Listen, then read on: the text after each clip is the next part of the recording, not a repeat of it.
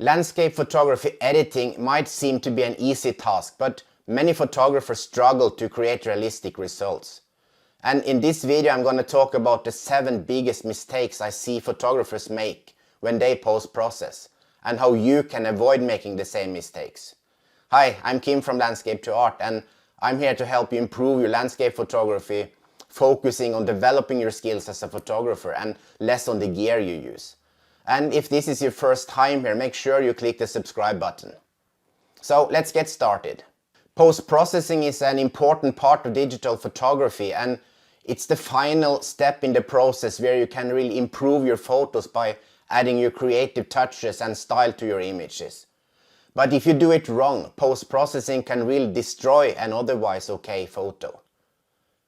It's easy to jump in and just drag the sliders randomly without understanding how each of them actually impact your photos. Back when I started to edit my images, I went crazy with all the features in Photoshop, and I really had no idea what I was doing. And it's fair to say I did not improve my photos, but the rather opposite.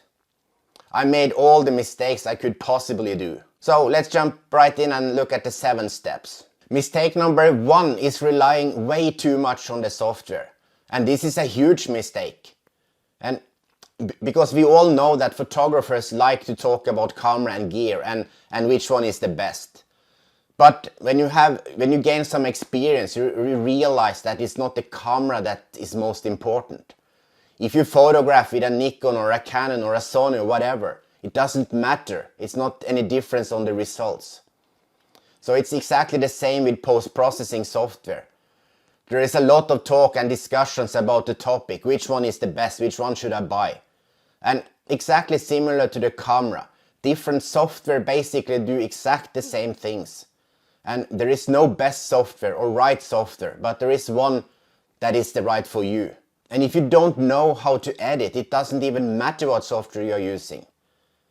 It is the principle behind post-processing that are important.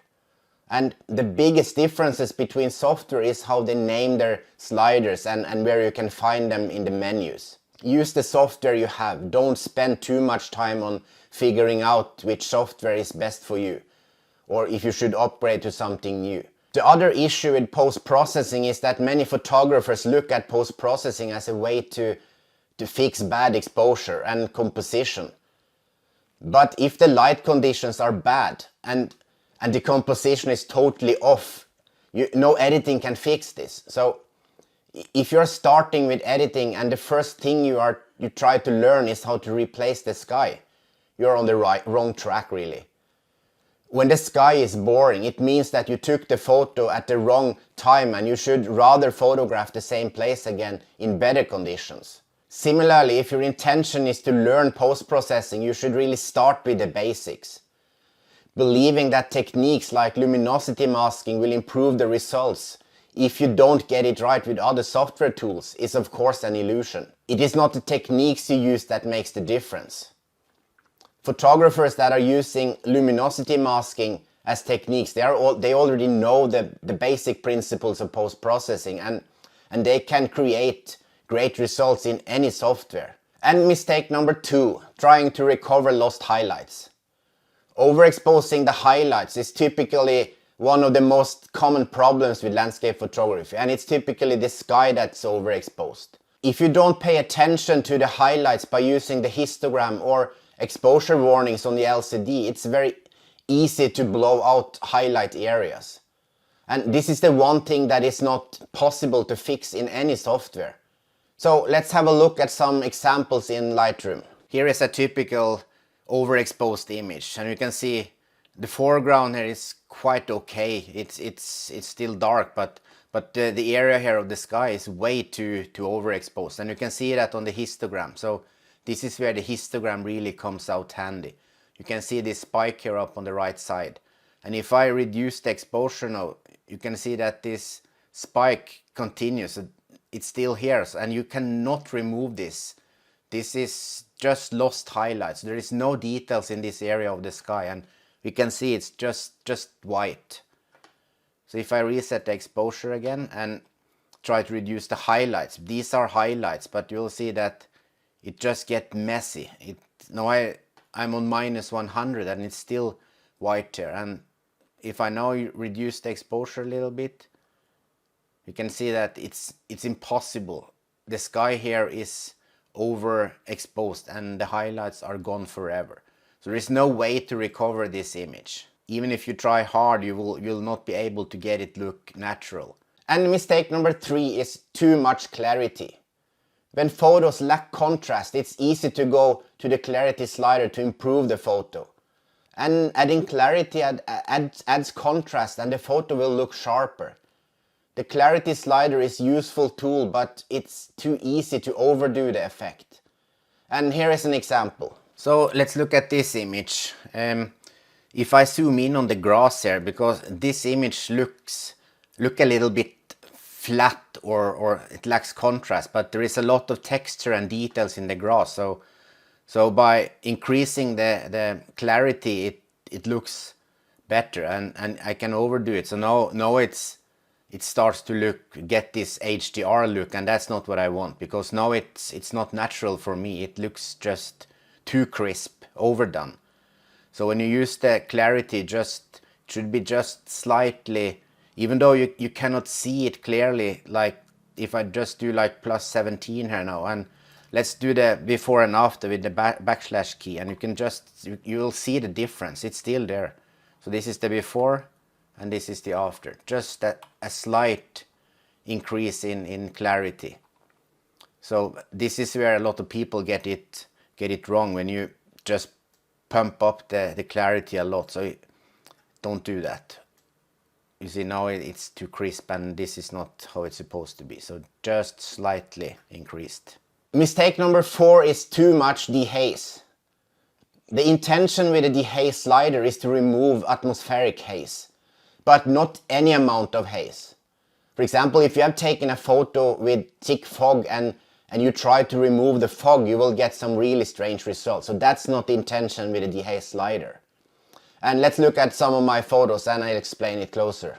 This image here is taken on a cloudy day, so it's a lot of clouds hanging down the mountains, and it's also it was rain in the air, so it's not looking sharp in the background here. So it's tempting to try to use the dehaze slider and see what I can do, and I can bring up the dehaze to a certain level and it still looks good, but people tend to drag these dehaze sliders way too much, and now you see that the hillside starts, it's no longer natural colors. Some parts of the hills get this green color and the sky get gray, blue, messy.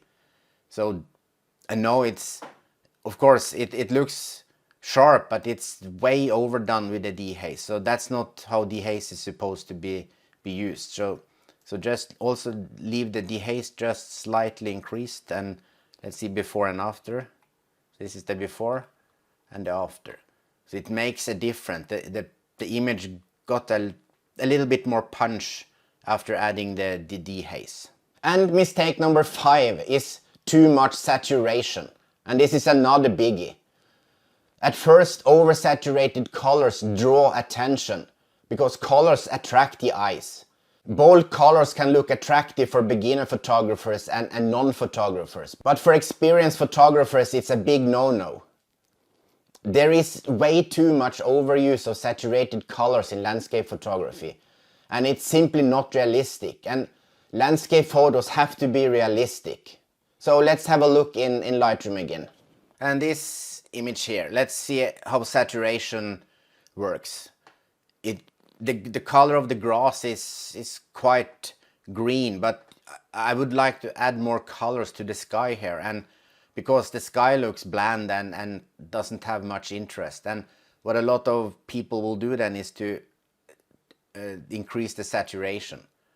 And you can see if you increase the saturation too much, the colors you see this area here on the sky, it's no longer natural. And in particular, red and orange colors, they tend to get this banding around them if you increase saturation too much. You can see the same here in the water area, and also the green doesn't look nice anymore. So be careful with adding the saturation.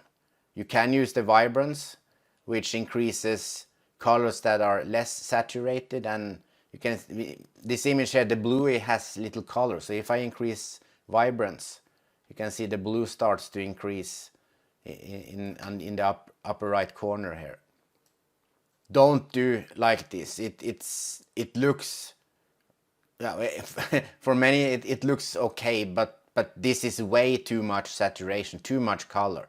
It's nowhere like a natural landscape photo. Mistake number 6 is too much sharpening.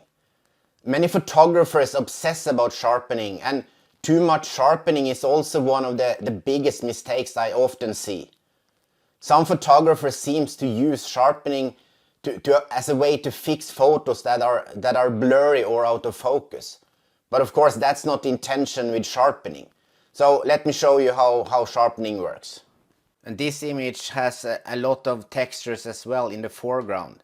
The grass here has a lot of texture, so it's natural that you will try to maybe increase the sharpness on this part of the image. So the sharpness slider is in the details panel, and it has 4 sliders: the amount, the radius, the detail, and the masking. And the amount is actually, it's as it says, it's the amount of sharpening you add to the photo. The radius is kind of the width, so it's how many pixels it will count in between the dark and between the black and white pixels. So sharpening is similar to clarity. It increases, or it brightens the white pixels, and it darkens the dark pixels, the neighboring pixels. So that makes it looks more contrasty. So I really don't use or adjust much of the radius slider. I just more or less leave it there. And Lightroom will apply 40 plus sharpening as a default setting, and most of the time I leave it at 40. The detail slider determines how fine details in the image is rendered, and the higher you increase the detail, the stronger the sharpening is. And the masking slider is probably for me at least, it's the most important in the sharpening panel, because I would like to sharpen this area because it has textures and details, whereas I don't want to sharpen the sky. There is no reason to sharpen the sky. So by holding the Alt key, I can control where I want the sharpening to happen. So holding the Alt key and adjusting the masking tab. So now you can see the white areas here. The white is what gets the sharpening, and the black areas are not will not get any sharpening. So you can see it's the edges around the mountain and the grass areas in front here that gets the sharpening. So the masking tool is very useful. But adding too much sharpening, if you look now, zoom in on the image, you can see that it looks strange. It's crisp, and that's not how sharpening is supposed to work. So I tend to maybe increase it a little bit above the default setting of 40, so maybe around 50, 60. But the sharpening also depends on how many megapixels you have. So the more megapixels, the more sharpening you can add. But generally, I just leave it at the default settings. And mistake number 7 is too much vignetting. Vignetting is supposed to focus the viewer's eye to the center areas of the frame. Vignetting is a composition tool and uses the principles that the eyes are drawn to the brightest areas in a photo. So by darkening the edges, you can attract the viewer to or brighten the center areas. But when it's overdone, the effect will be totally the opposite. So let me show you. Vignetting is intended to draw the viewer's eyes to the center or to a brighter area of an image. So by adding vignetting,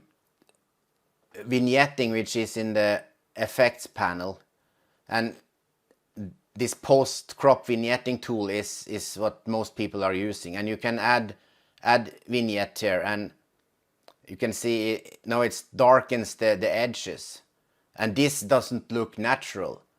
because of course we are zooming in on the center of the image, but with these black edges here, the eyes are drawn to the edges now, and not to actually to the main areas of the frame. So vignetting is also something you should do carefully. It should be very subtle. You should hardly see any vignetting. Like now, you can't really see it, but if I use the backslash slider here and the key, and before and after, you can see the difference. So this is after, this is before. This is after, and this is before. So it's just a slight different, and this is enough vignetting to make have the effect that it's supposed to have, drawing the eyes to the center of the image. I hope you found these tips useful and that they inspired you to look at your post-processing with slightly different eyes. Some of the mistakes I have talked about in this video are obvious as soon as you're aware of them. So think about them and use the sliders with caution the next time you edit your landscape photos. If you like this video, give it a thumbs up and don't forget to subscribe to the channel. And again, thank you so much for watching the video, and as usual, if you have any questions or comments, ask them in the comment section below the video. And I will come back to each and every one of them. And until next time, ha det bra, goodbye.